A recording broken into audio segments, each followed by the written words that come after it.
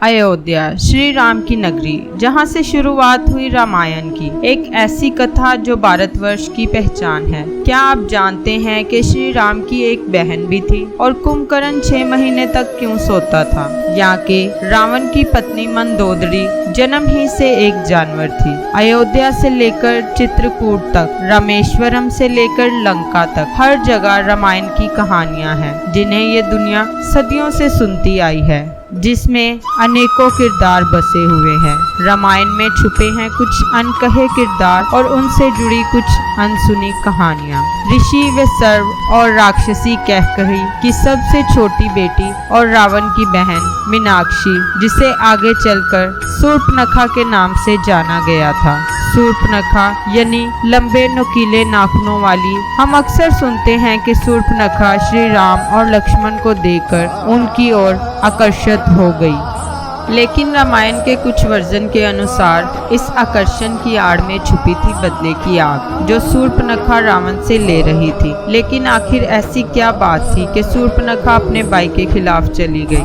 शूर्पणखा जवान हुई तो दानव दुष्ट बुद्धि के प्यार में पड़ गई। दुष्ट बुद्धि काल के दानवों का राजा था। दोनों ने भागकर शादी कर ली। ये बात जब रावण को पता चली तो वो गुस्से से आग बबूला हो गया, क्योंकि दानव और असुरों के बीच सदियों से दुश्मनी चली आ रही थी। रावण हैरान था कि आखिर दानवों का राजा होने के बाद भी दुष्ट बुद्धि शूर्पणखा से शादी कैसे कर सकता है, जो शूर्पणखा की आड़ में रावण की मृत्यु का षड्यंत्र रच रहा था। तब रावण ने दुष्ट बुद्धि के राज्य पर हमला बोल दिया और उसकी हत्या कर दी। अपने पति की मृत्यु होने पर शूर्पणखा बहुत दुखी हुई और इसी कारण उसके मन में अपने भाई के खिलाफ नफरत बढ़ने लगी। और यही कारण था कि उसने रावण के मन में सीता जी को पाने की इच्छा जगाई और रावण की मृत्यु और उसके परिवार के विनाश के साथ शूर्पणखा ने अपने पति की हत्या का बदला लिया।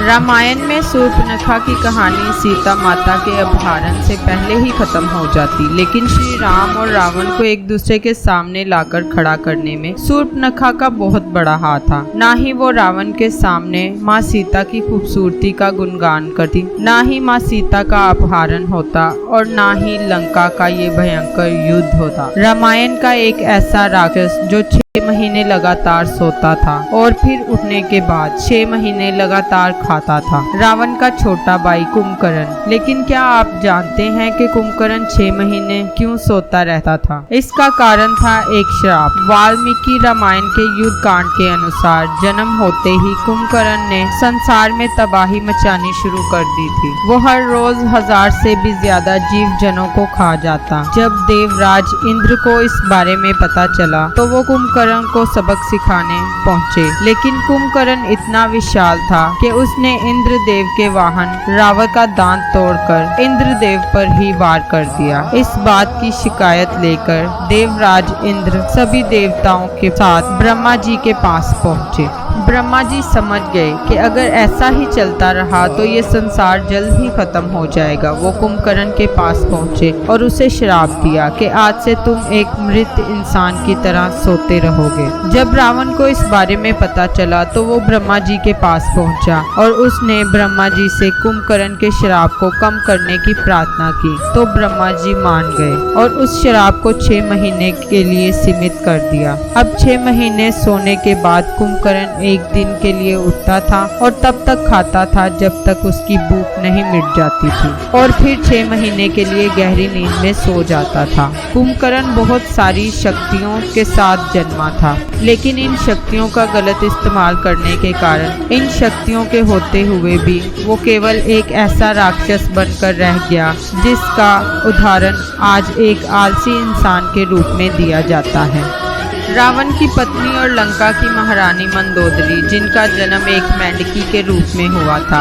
रामायण के उत्तरकांड के अनुसार मंदोदरी असुरों के राजा मायासुर और देवलोक की अप्सरा हिमा की बेटी थी, लेकिन उड़िया धर्म पुराण के अनुसार मंदोदरी जन्म से कोई कन्या नहीं बल्कि एक मेंढकी थी। एक बार मंदार और उदर नाम के 2 ऋषि जो दूध पीने वाले थे, उसको एक सांप ने जहरीला बना दिया था। ऋषि मुनियों को मृत्यु से बचाने के लिए एक मेंढकी ने उनके दूध में छलांग लगा दी। उन दोनों ने बिना इस बात को समझे उस मेंढकी को शराप दे दिया और वो एक सुंदर कन्या में बदल गई और जिसे व्यंगवती का नाम दिया गया। व्यंगवती की खूबसूरती के चर्चे चारों ओर फैल गए और उसे पाने के लिए किष्किंधा के राजा वैली और लंकापति रावण में युद्ध हुआ। दोनों ने व्यंगवती को अपने पूरे बल से अपनी ओर खींचना शुरू किया। रावण और वैली दोनों महाशक्तिशाली थे। अब आप ही सोचिए दोनों का बल कितना ज्यादा होगा। और इस खींचातानी में व्यंगवती का कोमल शरीर बीच से चीर गया और उसके शरीर के 2 टुकड़े हो गए। तब यमराज और वायुदेव ने मिलकर उनके शरीर को फिर से जोड़ा और फिर ऋषि मंदार और उदर के नाम को मिलाकर उनका नाम मंदोदरी पड़ा। हमारे पुराणों में मंदोदरी को 5 कन्याओं में से एक माना जाता है। 5 कन्याएं द्रौपदी, कुंती, अहिल्या, मंदोदरी और तारा। ऐसी 5 महिलाएं जिन्हें हमारे पुराणों में काफी सम्मान दिया गया है। भले ही मंदोदरी एक राक्षस की पत्नी थी, लेकिन उन्होंने सच्चाई का साथ कभी नहीं छोड़ा। उन्होंने हर पल रावण को समझाया कि अपनी जिद छोड़कर माँ सीता को मुक्त कर दे। वो जानती थी कि भले ही रावण कितना ही शक्तिशाली क्यों ना हो, श्री राम से जीत नहीं पाएगा। लेकिन रावण अपनी जिद पर अड़ा रहा और उसकी यही जिद उसकी मृत्यु का कारण बनी। पूरा संसार श्री राम को राजा दशरथ के बड़े बेटे के रूप में जानता है, लेकिन श्री राम से भी पहले राजा दशरथ की एक बेटी भी थी जिनका नाम रामायण में लिया तो गया है, लेकिन उनके बारे में ज्यादा लोग नहीं जानते। राजा दशरथ और माता कौशल्या की पहली पुत्री और श्री राम की बड़ी बहन शांता, लेकिन उनका नाम रामायण में इतना महत्वपूर्ण होने के बाद भी गुम क्यों हो गया? वाल्मीकि रामायण के बालकांड अनुसार एक बार अंग देश के राजा रोमपत और उनकी पत्नी वर्षिणी अयोध्या पहुंचे। रोमपत राजा दशरथ के बहुत अच्छे दोस्त थे और वर्षिणी माता कौशल्या की बड़ी बहन थी। एक दिन मजाक मजाक में वर्षिणी ने राजा दशरथ से उनकी पुत्री को मांग लिया। तब उनकी कोई संतान नहीं थी। राजा दशरथ उनका ये दुख समझते थे और इसीलिए उन्होंने ये बात स्वीकार कर शांता को गोद देने का वचन दे दिया। अब क्योंकि रघुकुल रीत सदा चली आई, प्राण जाए पर वचन न जाए, तो राजा दशरथ ने अपनी प्राण से प्यारी बेटी शांता को राजा रोमपत को सौंप दिया। राजा रोमपत शांता से बहुत प्यार करते थे। एक बार शांता से बात करने में इतना खो गए थे कि उन्होंने द्वार पर आए एक ब्राह्मण को नजरअंदाज कर दिया। वो ब्राह्मण इंद्रदेव के भक्त थे। उनके इस अपमान पर इंद्रदेव बहुत क्रोधित हुए और उन्होंने रोमपत को सजा देने का फैसला किया। कुछ समय बाद अंग देश में भयंकर अकाल पड़ा। इस अकाल से उबरने के लिए और इंद्रदेव को मनाने के लिए राजा रोमपत ने ऋषि शिरंगी को यज्ञ के लिए बुलाया। यज्ञ के बाद अंग देश में अकाल समाप्त हुआ। सब ने इस बात के लिए ऋषि शिरंगी का आभार माना और उन्हें सम्मानित करने के लिए शांता का विवाह उनके साथ करा दिया। आगे चलकर इन्हीं ऋषि द्वारा किए गए यज्ञ से श्री राम, लक्ष्मण, भरत और शत्रुघ्न का जन्म हुआ। देवी शांता का जन्म हुआ तो रघुकुल में था, लेकिन राजा रोमपत के गोद लेने के बाद उनका ये महत्वपूर्ण स्थान रामायण के बालकांड तक ही समाप्त हुआ। लक्ष्मण जी जिन्होंने अपना पूरा जीवन श्री राम की सेवा में बिता दिया, लेकिन श्री राम के दिए गए एक वचन के कारण उन्हें इस धरती को त्याग कर जल समाधि लेनी पड़ी।